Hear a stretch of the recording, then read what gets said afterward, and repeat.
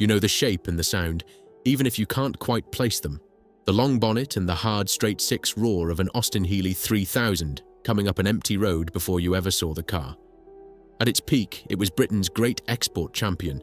More than 70,000 of the big cars built, 9 in every 10 sent overseas, most to an America that couldn't get enough of them. And it survived the impossible. 90-hour marathons across the Alps, 1,000 miles of mountain road finished on bare wheel rims. The hardest rallies in Europe won outright against cars built for nothing else. And then, after barely a decade at the very top, it simply stopped. The greatest sports car Britain ever exported. Gone and never made again. How does a car that won the hardest races on Earth and sold by the shipload to half the world simply vanish? What really happened inside those walls? Chapter 1. The Cornishman. Start on the north coast of Cornwall, where the land runs out into the Atlantic and the weather comes in slate grey off the sea. Perranporth, in the last years of Queen Victoria's reign, a village of serf and chapel and shopkeepers. That is where this story begins, and it begins with a boy named Donald Healey. He was born on the 3rd of July, 1898, in a house called Woodbine Cottage, the elder son of a Wesleyan Methodist family. His father, John Frederick, ran the Red House shop in the village. It was a respectable, hard-working, unglamorous world, and young Donald wanted out of it, almost from the moment he understood there was anything else. He studied engineering at Newquay College. Then, in 1914, at the very dawn of powered flight, he went off to be apprenticed at the Sopwith Aviation Works in Kingston-upon-Thames, learning aeroplanes at the exact moment aeroplanes were about to change the century. And here is the first thing you need to know about Donald Healey. He was not a cautious man. Barely 16, he added a couple of years to his age and volunteered for the Royal Flying Corps. By 1916, he was flying night-bombing raids and anti-Zeppelin patrols over the south of England, in flimsy machines of wood and canvas, in the dark, with the ground invisible below. And then he was shot down. Not by the Germans, by his own side's anti-aircraft battery, which mistook him for the enemy. He survived it. He finished the war grounded, as an aircraft inspector, having learned young that the difference between glory and disaster is often a matter of who happens to be aiming at you. He went home to Cornwall. In 1920, he opened the Red House garage in Perranporth. But a garage was never really the point. The point was competition. Healey wanted to race and to rally, and he had a gift for it that a Cornish petrol pump could not contain. The proof came in 1931, and it was spectacular. Healey entered the Monte Carlo Rally, the great winter test of Europe, starting not from somewhere sensible, but from Stavanger, in Norway, on the theory that the hardest start would earn the most points. He drove a 4.5-litre Invicta, a low, long, brutal thing, loaned through the sportsman Noel Macklin. By the time he reached Monte Carlo, a linkage had failed, and he was reportedly nursing the car on 3-wheel braking. He won it. Outright. The Monte, to a garage owner from Perranporth.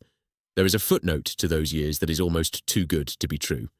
On at least one rally, the man sitting beside Healey with the maps and the stopwatch, a press correspondent moonlighting as a navigator, was a young Reuters and Associated Press hand named Ian Fleming. The man who would one day invent James Bond once navigated for the man who would one day invent the Austin-Healey. Two Englishmen with a taste for fast cars, thrown together decades before the world had heard of either. After the Monte, the trade opened its doors. Healey sold the garage, moved his family up to Warwickshire, and went to work, briefly at Riley, then at Triumph, where between 1933 and 34 he rose to experimental manager and then technical director. He kept rallying too, third in the 1934 Monte in a Triumph Gloria. He was learning the other half of the craft now, not just how to drive a car hard, but how to build one. The war interrupted everything.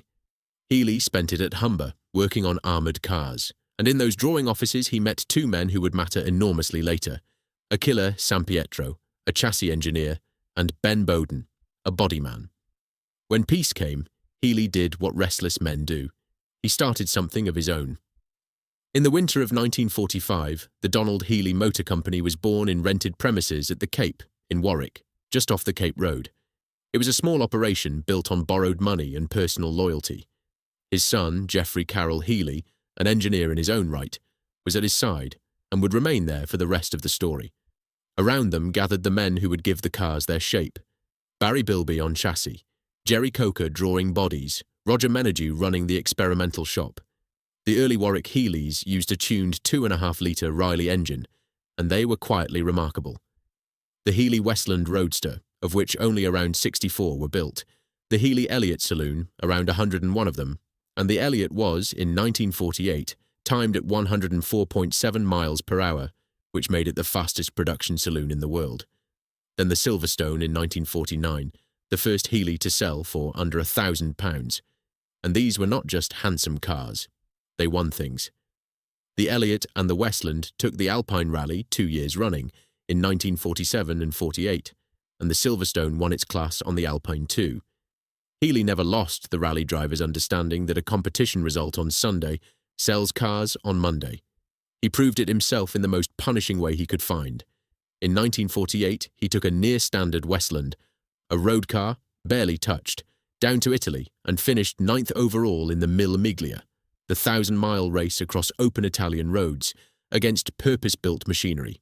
These were tiny numbers of cars, built in a rented shed by a handful of men, but they carried a name and they carried a reputation that ran far ahead of their production figures, and they carried an idea that would define everything that followed. Britain after the war was broke, rationed, and desperate for hard currency. The government's cry was blunt: export or die. Healey understood it in his bones. After the war, he said, everyone else hadn't any money left, and I decided I had to earn dollars. So in 1948, he sailed to America with Jeffrey, toured the country in a Westland, and saw a gap in the market wide enough to drive a sports car through, an affordable, good-looking British roadster for a nation newly in love with the open road. He watched American drivers and American money, and he understood something the big British manufacturers were slow to grasp. The future of the small British sports car was not in Britain at all. That American trip gave him one more thing. Sailing over to look at buying big Cadillac engines, Healey fell into conversation on the boat with a fellow passenger who turned out to be George Mason, the head of Nash Kelvinator, one of America's own car makers. By the time the ship docked, an idea had been struck. Out of that chance shipboard meeting came the Nash Healey, an Anglo-American sports car built from 1950 to 1954. British chassis and British hands, an American engine, sold through American showrooms.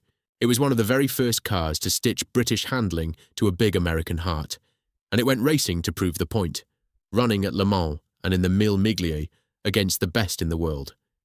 It also taught Healey the shape of the thing he really wanted to do. Not a niche curiosity built in dozens.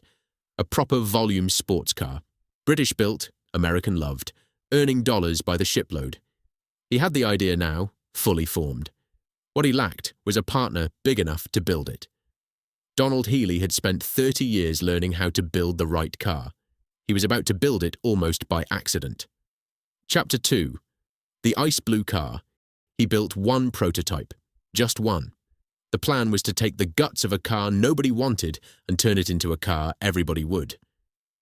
Austin had launched a large 4-cylinder tourer called the A90 Atlantic, aimed squarely at America, and America had shrugged. There were unsold parts piling up. A stout 2,660 cubic centimetre engine, a gearbox, running gear. Healey took those Austin mechanicals, wrapped them in a Barry Bilby chassis and a Jerry Coker body, and produced something low and clean and beautiful. He called it the Healey 100, a promise that it would do 100 miles an hour.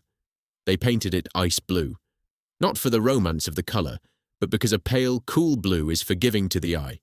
It hid the small imperfections of a hand-built prototype that had been finished in a hurry. Then they took it to London, the Earl's Court Motor Show, October 1952. Row upon row of British metal under the lights, and among all of it, the ice blue Healey 100 stopped people in their tracks.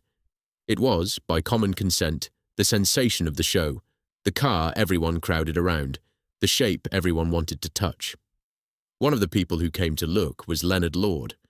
Lord ran Austin, and he ran it the way a certain kind of self-made industrialist runs everything, decisively, autocratically, and with an eye permanently fixed on the balance sheet. He was sitting on all those unsold Atlantic parts. He wanted into the American sports car market and did not want to spend a fortune getting there. And here, on a stand at Earl's Court, was a car built from his own components that was drawing bigger crowds than anything Austin had put out in years. The legend, and with Healey, the legends are usually close to the truth, is that Lord did the deal before the show even closed. Austin would build the car in volume at Longbridge. It would be renamed the Austin-Healey 100. The Donald Healey Motor Company would take a royalty on every single one sold, and the license would run for 20 years, to 1972. Remember that date. It will come back. It was, on Lord's side, a piece of hard commercial sense dressed up as generosity. He got a sensation of a sports car, designed and developed at someone else's expense, that used the tooling and the parts he was desperate to move. He got a foothold in America on the cheap, and he got the Healey name, a name that already meant Monte Carlo and the Mille Miglia and the fastest saloon in the world, bolted onto the front of an Austin. In return, a small firm in Warwick would draw a royalty on every car for 2 decades. Both men thought they had got the better of the bargain. For a long time, both men were right. The badge was redesigned overnight to carry both names. The bodies would be built by Jensen, over in West Bromwich, and shipped in. And Donald Healey, a man who had never in his life built more than a couple of hundred cars in a single year, stood at Earl's Court and took more than 3,000 orders, an entire manufacturing career's worth of demand, gathered in a few days beside one ice blue car. He had walked in with a prototype. He walked out with a car that Britain was going to build by the tens of thousands. The Big Healey had arrived. Chapter 3. The Big Healey. The first Austin-Healey 100 rolled out of Longbridge in 1953. The 4-cylinder engine, around 90 horsepower, a genuine 100-mile-an-hour car for the price of a good saloon. It sold, and it raced. There was a hard-edged, aluminium-bodied version, the 100S, of which only around 50 were ever built, cars now worth well over £1 million apiece, and a tuned road car, the 100M, around 640 of those. The recipe worked, but Healey and Austin both knew that a nation of American buyers who liked their engines big would eventually want more. So, in 1956, they gave it more and very nearly ruined it. The car was stretched into a small 2+2 and fitted with the new BMC C-Series, straight 6, 2,639 cubic centimetres of it. On paper, progress. In practice, a stumble. The 6 was heavier than the 4 it replaced, and in its first form, it produced only around 102 horsepower. So the new, bigger, more expensive Healey was, at first, no quicker than the old one. The purists grumbled. The press was polite but unconvinced. For a moment, the Big Healey had lost its way. The fix came the following year, and it was the making of the car. A revised cylinder head and manifold lifted the 6 to 117 horsepower, and suddenly the engine had the voice its size promised, that deep, hard, straight 6 bark that would become the sound of the mark. 14,436 of these 106 models were built. And in 1957, the whole operation moved to the place where it would find its soul. Assembly shifted from Longbridge down to the MG Works at Abingdon-on-Thames. Healeys and MGs, from now on, would be built under one roof by the same hands. Then, on the 1st of July 1959, came the car this whole story is about. The Austin-Healey 3000. The C-Series 6 bored out to 2,912 cubic centimetres, and, crucially for a car meant to be driven hard, front disc brakes as standard, at a time when many far grander cars still relied on drums all round. The number in the name was the engine size, near enough, and it became the badge that meant business. What the numbers on a specification sheet could never capture was the way the thing got into you. A Big Healey did not whisper. It announced itself, that hard, deep, 6-cylinder note off the side pipes, felt in the chest as much as heard. It sat low and long and wide, with a presence out of all proportion to its price, and it demanded to be driven properly, heavy at the wheel, hot in the cabin, uncompromising in the way that only cars built by people who love driving ever are. You did not commute in a 3000. You committed to it. And in return it gave you something that the smooth, sensible saloons of the age could not. The sense, every time you pressed the throttle, that you were getting away with something. It arrived in 3 acts, each one better than the last. The Mark I, from 59 to 61, around 124 horsepower, offered as a lean two-seater or a 2+2 and already the fastest, most muscular Healey yet. The Mark II from 61, triple carburetors and a revised camshaft, pushing it to around 132 horsepower, and then, partway through, a genuine step toward civility. The convertible version brought a curved windscreen and, at last, proper wind-up windows, turning a raw sports car into something you could actually live with in the rain. When the motoring press got hold of one, the figures told the story. A 1961 road test in the motor recorded a top speed just under 113 miles an hour and a sprint to 60 from rest in a shade under 11 seconds, genuinely quick for its day, all for £1,362, taxes included.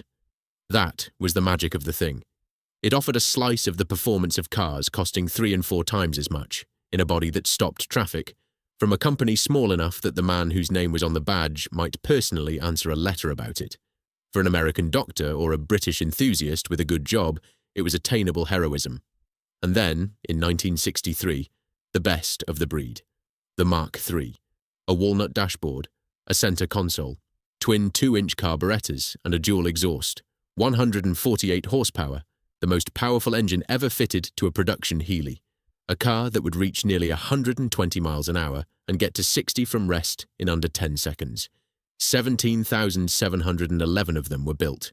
In the spring of 1964, the underneath was redesigned too, the chassis rails reshaped and the rear axle better located, so that the fastest big Healey was also, finally, the best riding one.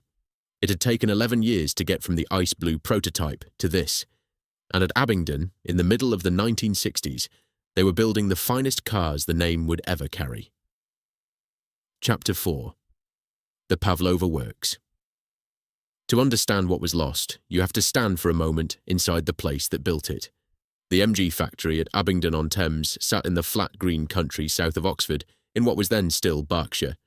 They called it the Pavlova Works, and it was, by the standards of the great Midlands car plants, almost comically small, a low-tech, low-slung collection of sheds, where cars were not so much manufactured as assembled by hand, one at a time, by people who had done it for years and expected to do it for years more. British Leyland's efficiency men, when they finally came, would sneer that the place needed millions poured into it to make it modern. They never understood that the way it worked was the whole point. The bodies arrived from Jensen up in West Bromwich, painted and trimmed, carried down by rail and road to Abingdon to meet the great C-Series 6s that came in from elsewhere in the BMC empire. There, the two were married together by fitters who knew each car's quirks by feel. A big Healey was not stamped out and bolted up by machines that never varied. It was built by particular men, at particular benches, each doing work he had done 10,000 times and would recognize as his own. Walk the line in 1964 and you would have smelled it before you saw it. Cellulose paint and warm oil, the particular tang of leather and horsehair from the trim shop, the sweetness of walnut being cut and lacquered for those Mark III dashboards.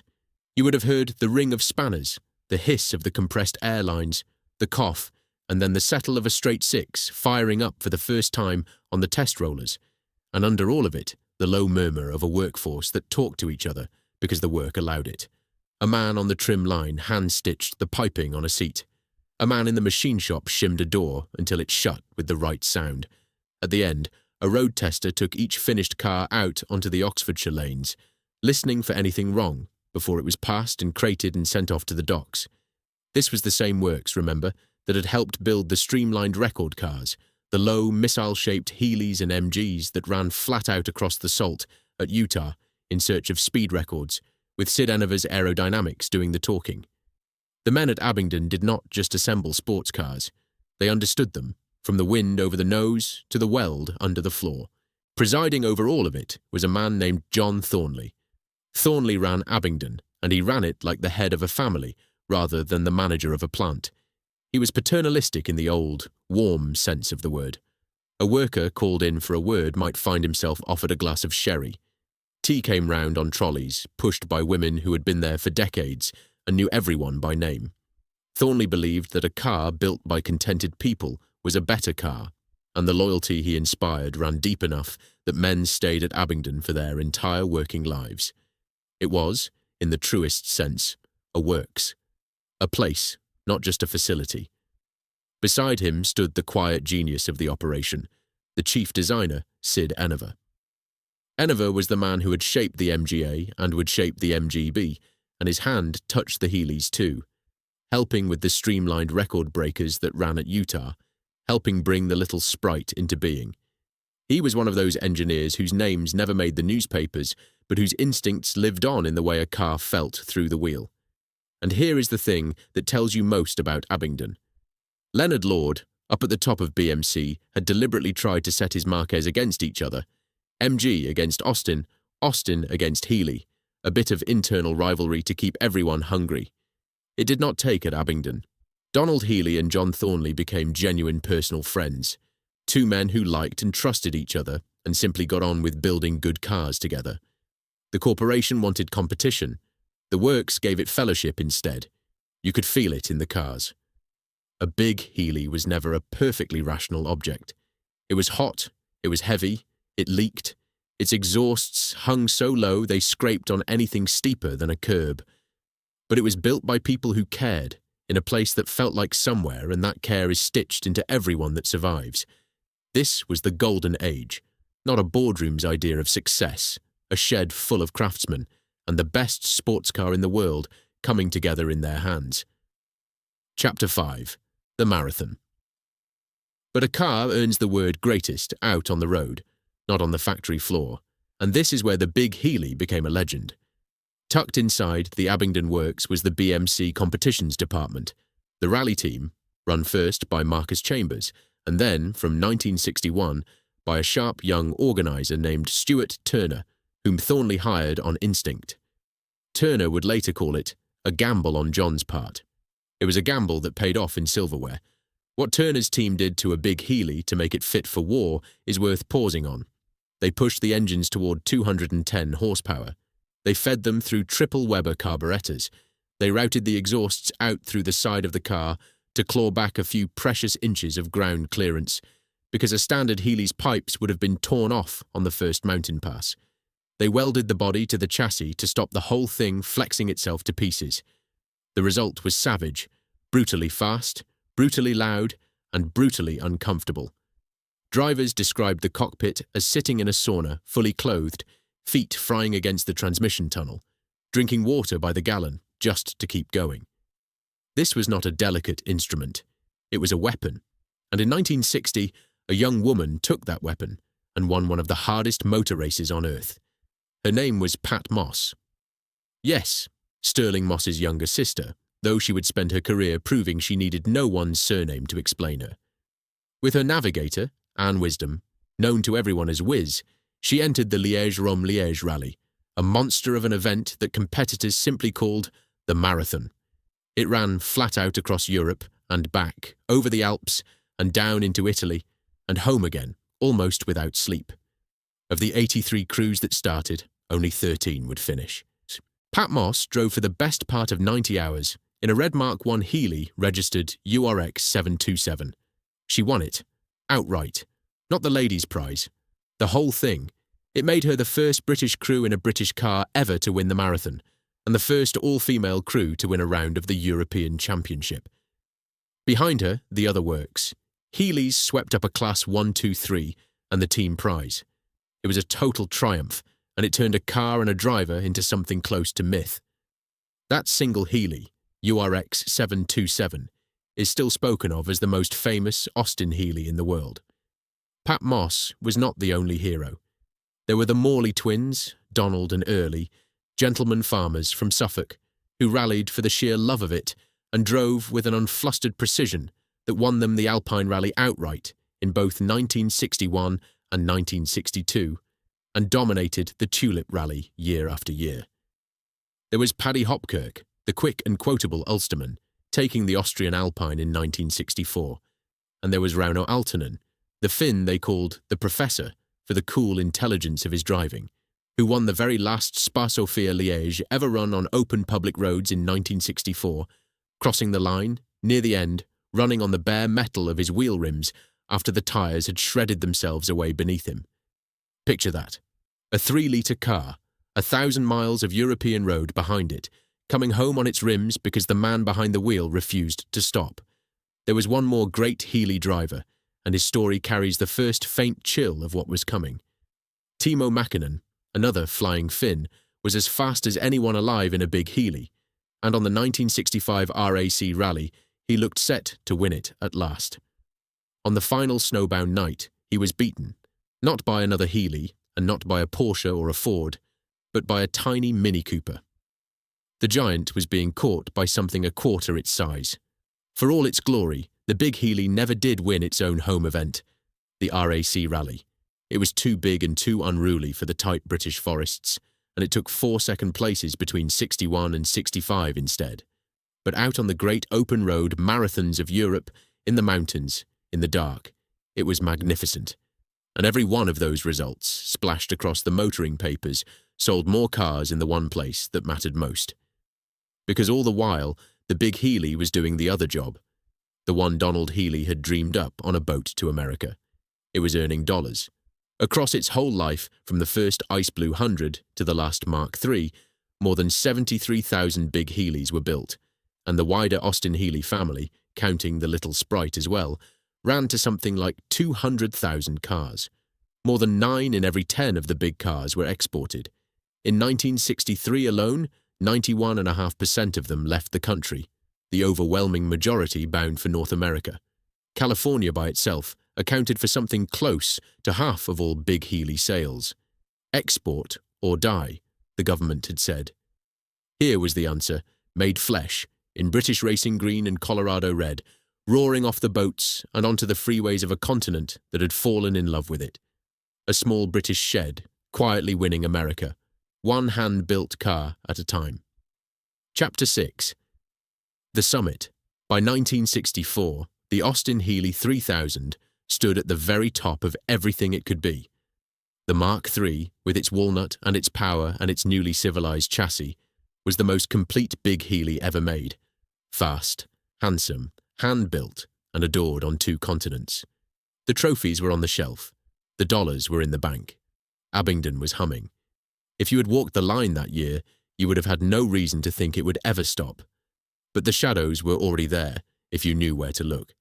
The shape, for all its beauty, was no longer young. It was, in its bones, a design from the early 1950s, and a decade is a long time in a fashionable market. The frantic showroom demand of the early years had cooled. The sales had quietly dropped off from their peak. Inside BMC, a smaller, cheaper, cleverer car, the Mini Cooper, was fast becoming the corporation's real giant killer, winning the rallies the Healey couldn't and costing a fraction as much to build. And at the end of 1965, the sport's own rulemakers changed the regulations in a way that outlawed many of the special parts that had made the works Healeys so fearsome. The car's competition life was drawing towards its close. None of that, on its own, was fatal. A famous car with a loyal following and a proven market can outlive an old shape for years. The real threat was gathering somewhere else entirely, 3,000 miles away, in the country that bought almost every car Abingdon could build. America was writing new laws, new rules on safety, new rules on the fumes coming out of the exhaust, and they carried a date that would land on this old, beloved, body-on-chassis roadster like a dropped portcullis, the 1st of January, 1968. The men at Abingdon could not yet see the full shape of what was coming. They were at the summit, and the view from the summit is always clear and bright and endless. But the car that earned its living on the roads of California was about to run headlong into a wall being built in Washington, and behind that wall, in the boardrooms of a British motor industry, about to tear itself apart and stitch itself back together, decisions were forming that would decide whether the big Healey lived or died. That is the story of how it fell. But first, understand what stood at that summit. The finest sports car Britain had ever exported, built by friends in a shed for the love of it, roaring. Chapter 7. The Gathering Cold. The trouble with the big Healey was never the big Healey. It was everything around it. By the middle of the 1960s, the British Motor Corporation, BMC, the giant that owned Austin and Morris and MG and the Healey license and half of Britain's driveways, was a colossus with a weak heart. It built more cars than almost anyone in Europe and made almost no money doing it, its ranges overlapped and competed with themselves. The same basic car wore 3 or 4 different badges and chased the same customers. Margins were thin to the point of transparency. Behind the glamour of the rally, wins and the export figures, the accounts told a colder story. Look at the sports cars alone. In that one small works at Abingdon, BMC was building the MGB, the little Sprite and its midget twin, and the big Healey, 3 overlapping sports cars competing for the same buyers in the same sheds. To the men doing the sums in Birmingham, that was not heritage, it was duplication. And duplication, in a company bleeding cash, is the first thing an accountant reaches for. There was a bitter irony buried in that. The big Healey's greatest rival for BMC's affection was now built by BMC itself. The Mini Cooper, small, cheap and astonishingly quick, across the very rally stages where the Healey had once reigned, had become the corporation's new darling. It won Monte Carlos. It cost a fraction of a big Healey to build, and every rally it won made the great roaring 3-litre roadster look, to a cold eye, a little more like yesterday. Timo Mäkänen's defeat on that snowbound 1965 night, beaten by a car a quarter the Healey's size, had not been a fluke. It had been a forecast, and the sporting authorities delivered their own blow. At the end of 1965, a change to the international rules, the technical regulations that governed what a works rally car could and could not carry, outlawed many of the special parts that had made the competition Healey's so ferocious. Stuart Turner's team could feel the ground shifting under them. The car that had won the marathon on public roads was being legislated, quietly, out of the sport it had helped make famous.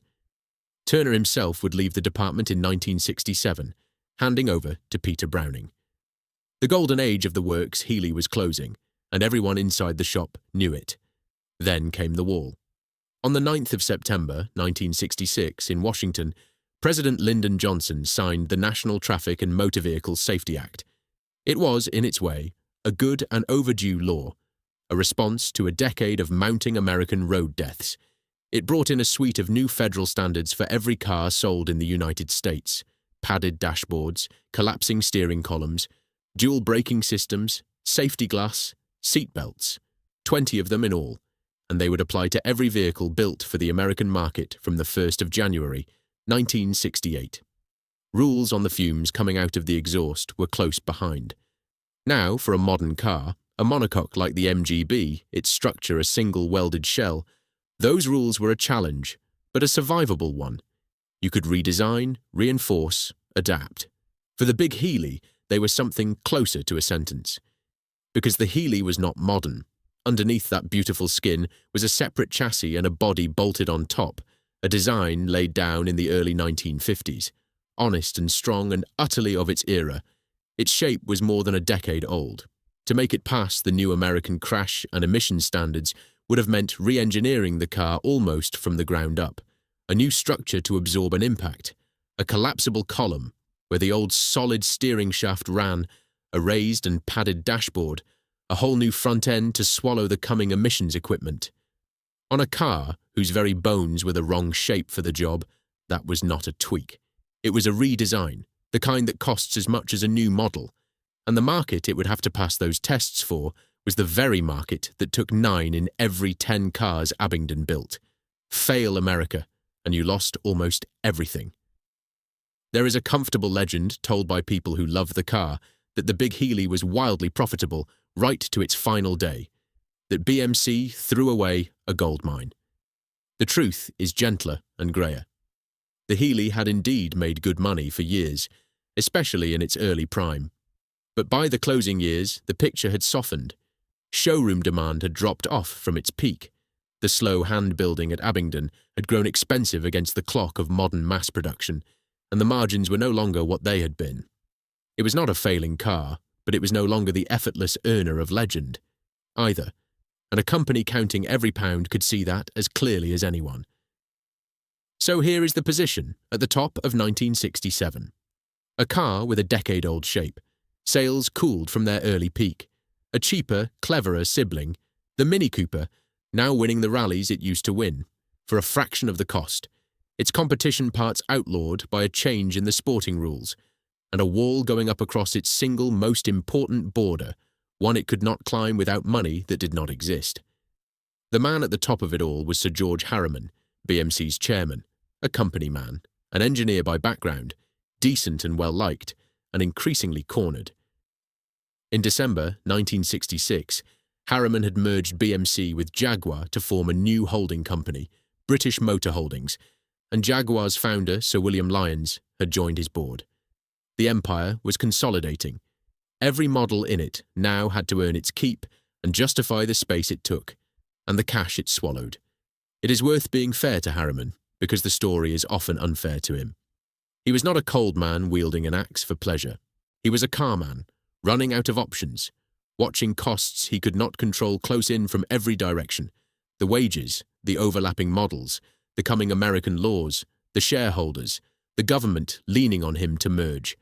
A man in that chair does not get to save every beautiful thing he loves. He gets to choose which ones to let go, and he lives with it. The Big Heeley was one of the ones he could not save. That is not villainy. It is the ordinary, grinding tragedy of a business in decline, where the people making the sad decisions are, very often, decent people with no good choices left. Up at Abingdon, they were still building the finest cars the name had ever made. Down in Birmingham, the men with the ledgers were looking at a beautiful old roadster that could not meet the coming laws, in a range that had one sports car too many, inside a company that was quietly running out of road. The cold was gathering, and not everyone inside those walls could feel it yet. Chapter 8.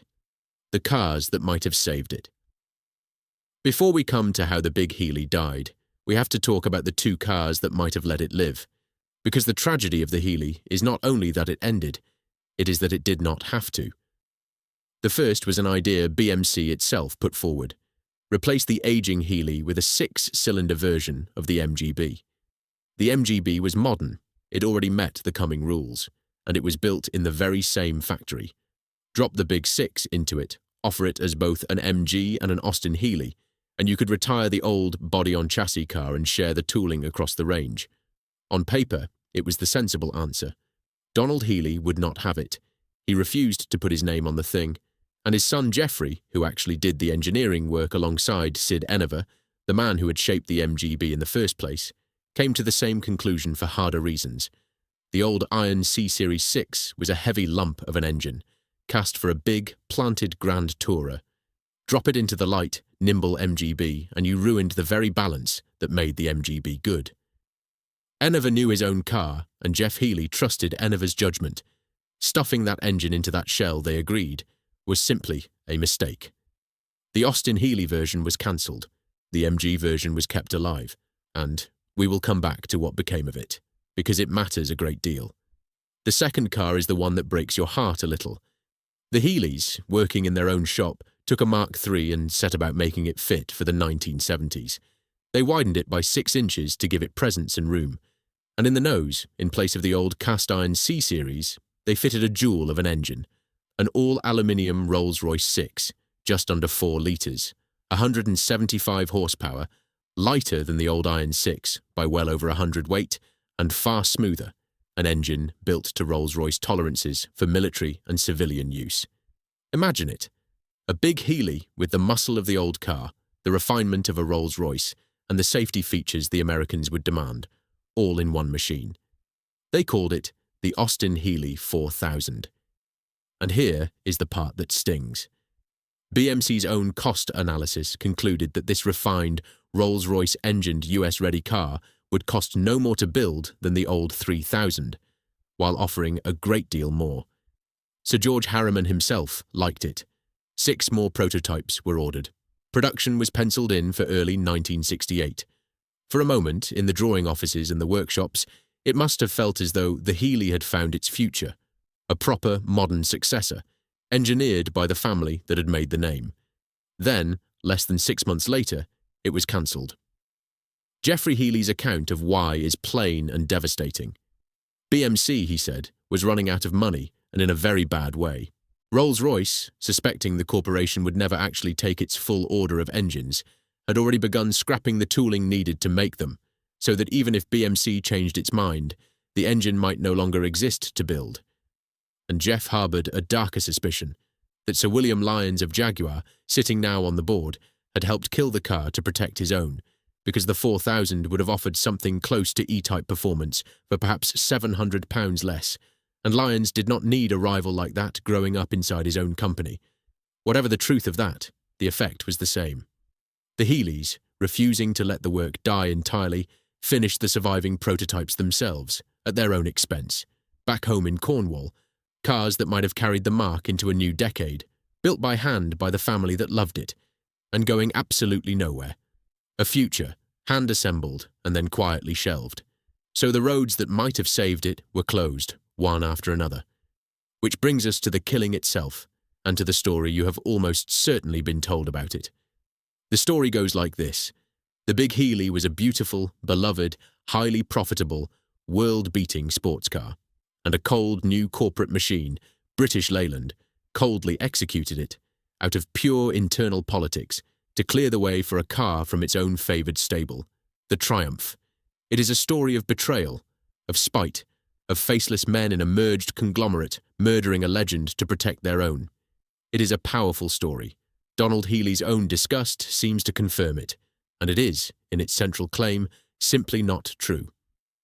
There is a small, quiet fact that tells you how little ceremony attended the actual end. The Big Healey did not go out with a flourish. Production wound down through 1967, and the very last car was completed off the line some months afterwards, almost as an afterthought. A final Big Healey assembled in the corner of a works that had already moved on. No fanfare, no last off-the-line photograph that anyone thought to make a fuss of at the time. One of the great sports cars of the century simply stopped being made, and most of the country did not notice, because the dates do not fit, they do not come close to fitting. The Austin-Healey 3000 ended production in December 1967. British Leyland, the corporation blamed for killing it, was not announced until the 17th of January, 1968, a month later, and it did not officially come into being until the 14th of May, 1968.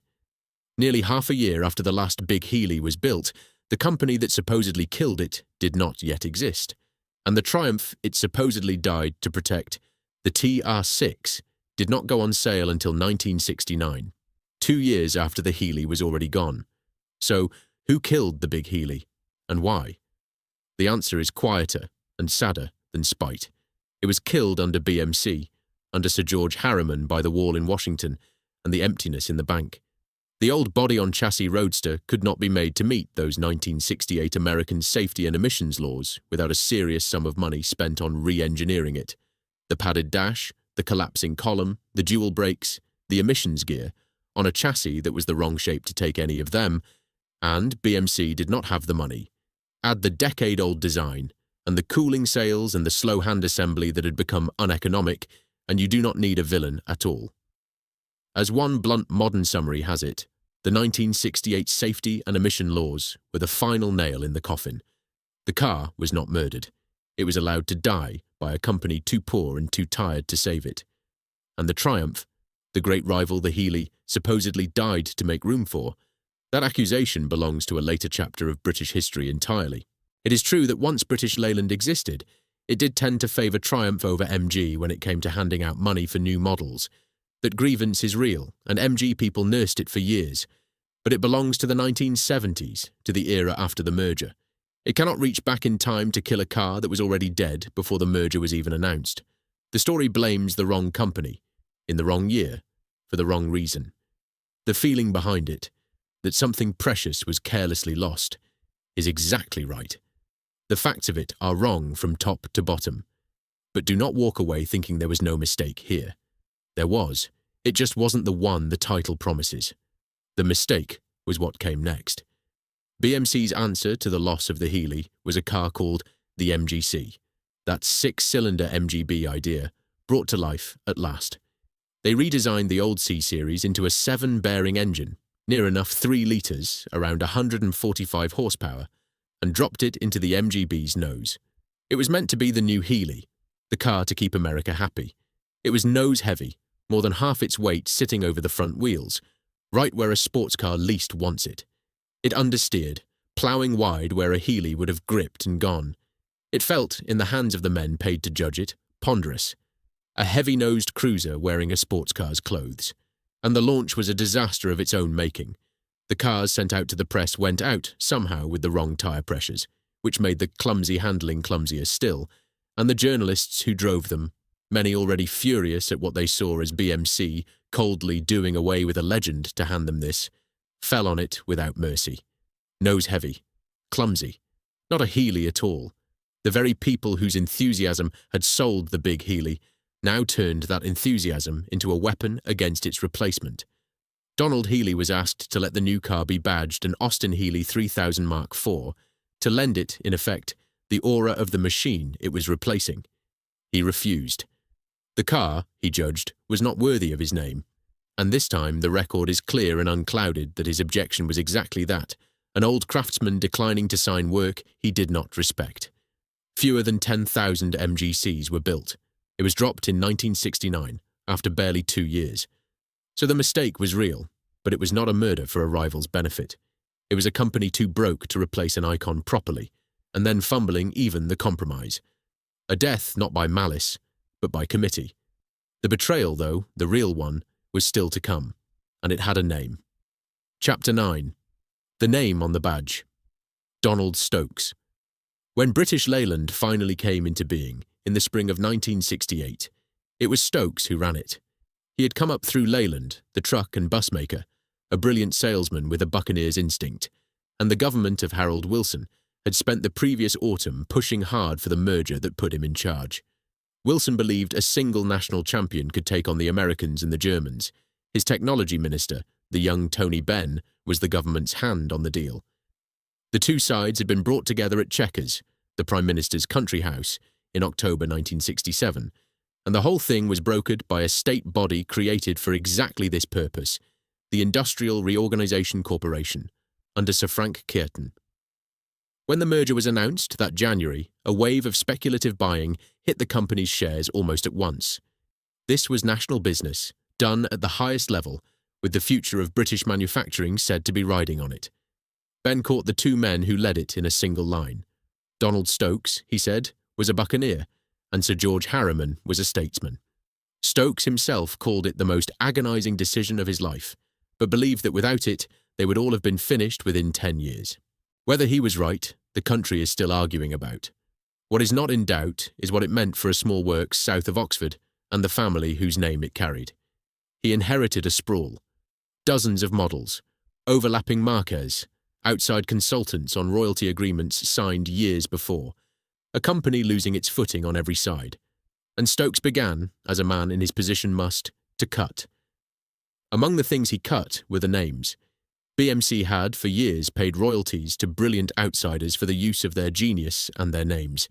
John Cooper, the racing man who had turned the humble Mini into a giant killer and put his own name on the side of it. And the Healeys, who had given Austin a world-beating sports car and 20 years of glory. These were not employees. They were partners, men whose names were on the cars because their genius was in the cars. Stokes looked at these agreements the way a receiver looks at a balance sheet, and he saw not partnerships, but costs, line items, payments going out of the door to men who did not sit on his payroll. So he let them go. The consultancy with John Cooper was wound down, and the Cooper name began to fade from the Mini it had made famous. The same quiet erasure, playing out twice over, on two of the most celebrated names in British motoring. A corporation tidying its books does not distinguish between a royalty and a legend. To the ledger, they look identical. And the Healey licence, that 20-year agreement signed in the glow of Earl's Court in 1952, due to run until 1972, Stokes chose not to renew. The royalty payments to the Healey family were stopped. In January 1971, the last car still carrying the name, the small Sprite, was quietly rebadged as a plain Austin. And with that, the Austin-Healey mark, the name that had won the marathon and conquered California and earned Britain its dollars, simply lapsed. No announcement worthy of it. No ceremony. A line struck through an agreement. Think about how the great things end. Not always with a crash. Sometimes with a form and a signature and a change of badge on a slow Tuesday. The name that had roared across the Alps for 90 hours, gone in a memo.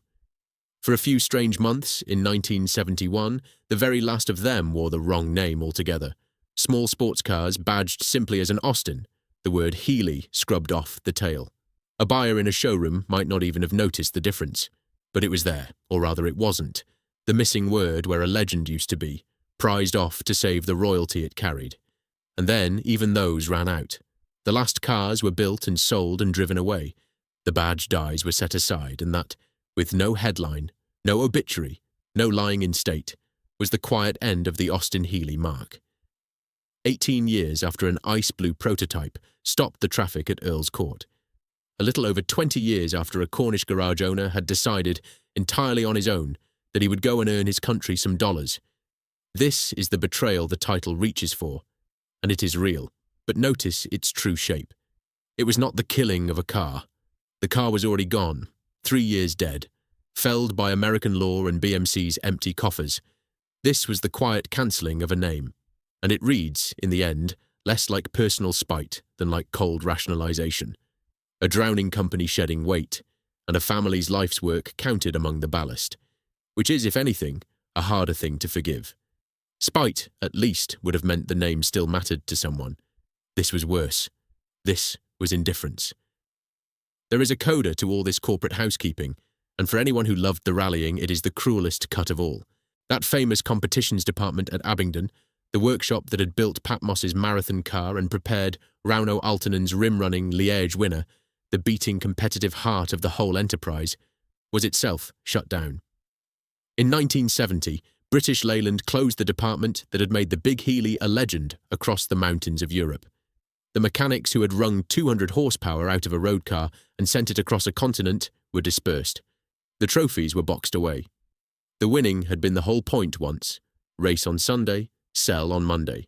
The creed Donald Healey had carried since the 1930s. Now the winning too was surplus to requirements. A corporation fighting for its life does not go rallying. It counts, and so, one by one, every distinct and glorious thing about the enterprise was quietly struck out. The car, killed by law and poverty. The successor, botched and abandoned. The Rolls-Royce engined future, shelved and finished off at the family's own expense. The name, unbadged and lapsed. The rally shop, closed. Not through one act of malice, but through a long series of cold, sensible, survival-minded decisions. Each one reasonable in isolation, each one moving the work a little further from the hands that had loved it, until there was nothing left of the Big Healey but the cars already built, and the memories of the people who had built them. Donald Healey did not stay to watch. He had left the corporation in 1968, at the age of 70, walking away from the company that had turned his prototype into a legend, and then let the legend go. The enthusiasts have long said he walked away in pure disgust at what was done to his car, and there is truth in the feeling, if not always in the exact words attributed to him. That particular quotation, the one about disgust, is more legend than record. It has been repeated so often it has hardened into fact, but it does not appear, word for word, in the places you would expect to find it. What the record shows plainly is something quieter and, in a way, more moving. Here was a man who, again and again, refused to lend his name to work he did not believe in. Not the nose-heavy six-cylinder MGB, not the MGC dressed up as a Healey. He had spent a lifetime building that name, from a Cornish garage, through the Monte Carlo Rally, to the salt flats of Utah and the freeways of California, and he would not sign it to a car he thought unworthy. That is not vanity. That is a craftsman's last line in the sand, and he held it to the end. And then, in his 70s, Donald Healey did the most Donald Healey thing imaginable.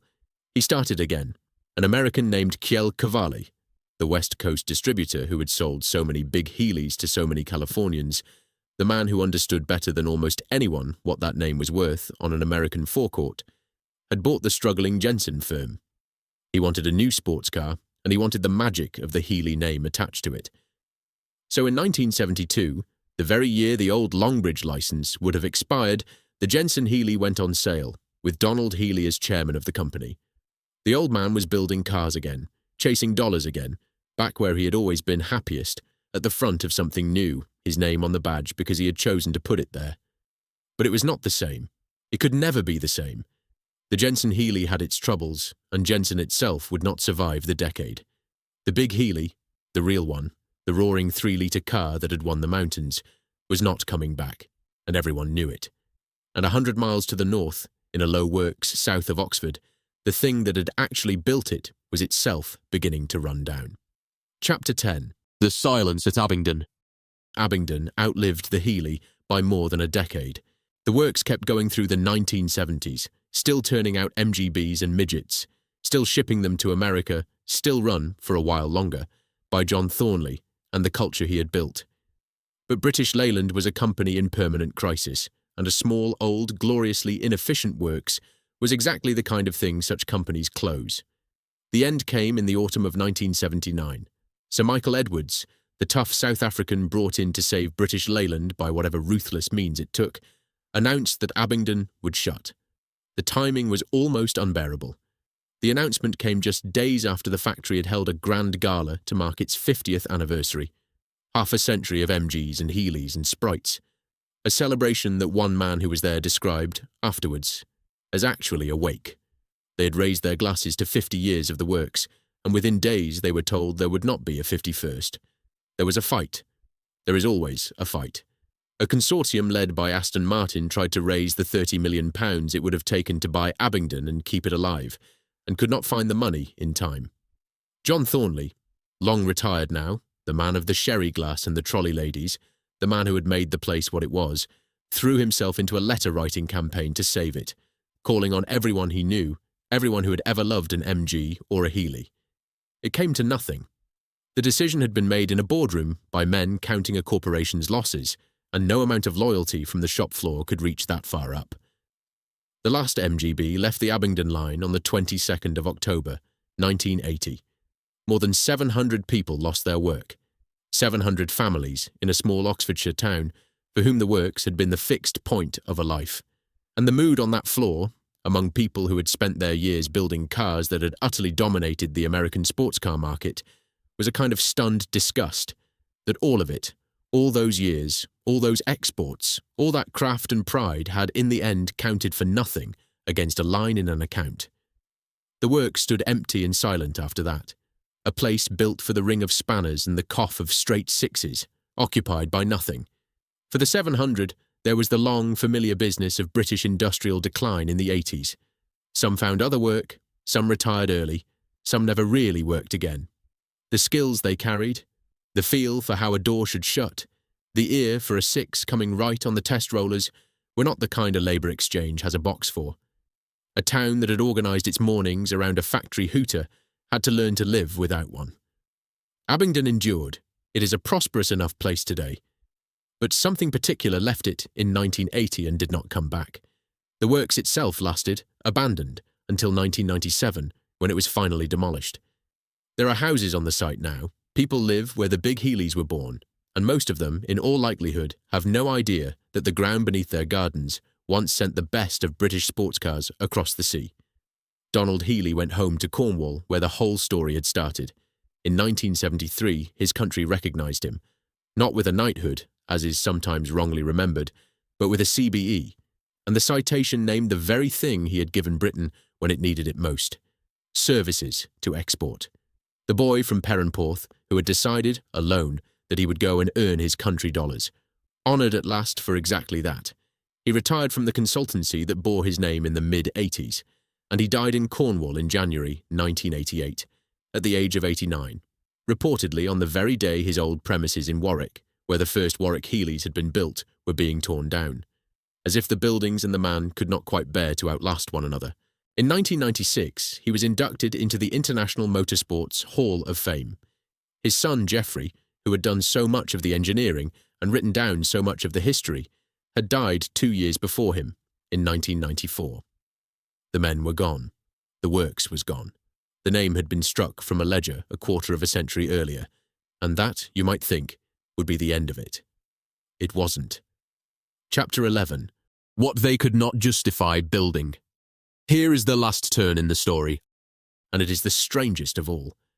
The car that BMC could not justify re-engineering, the obsolete old roadster not worth the money it would take to save, is today, among the most treasured British cars in the world. The sums that killed it look, from here, almost unbelievable. An ordinary good big Healey now changes hands for something like $47,000 on average. A 1967 Mark III, one of the very last from the final year of production, sold for $585,000 in June of 2025. The works rally cars, the ones that scraped their exhausts across the Alps, trade for well over £200,000, and URX 727, Pat Moss's car, the one that took the marathon across 90 hours and 13 finishes, the most famous Austin-Healey in the world, has carried an auction estimate approaching £500,000. The men who did the sums in Birmingham are forgotten. The accountant's logic, the range rationalisation, the balance sheets that could not find room for a beautiful old car, all of it gone. Dust, a footnote. And the car they could not justify building is loved beyond anything they could have imagined. That is the shape of the tragedy. Not a villain in a boardroom, coldly murdering a rival's car. Something quieter and, in its way, harder to forgive. A set of perfectly reasonable decisions, arriving all at once, on a magnificent old machine at the worst possible moment. A federal law it could not meet. A company too poor to help it. A range with one car too many. And then, when the car was already gone, a name quietly cancelled by men trying to keep a sinking giant afloat. No single mistake. A dozen sensible ones, each moving the work a little further from the hands that had loved it. Donald Healey earned his country its dollars, built the finest sports car it ever exported, and watched it be let go for reasons that made sense on paper and none at all in the heart.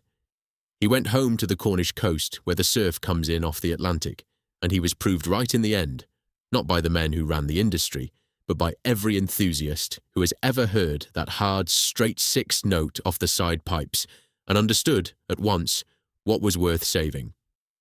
The works at Abingdon is quiet now. Houses stand where the line ran. But somewhere this weekend, on a good road, in the sunshine, someone will drop the top on a big Healey and turn the key and wake that engine.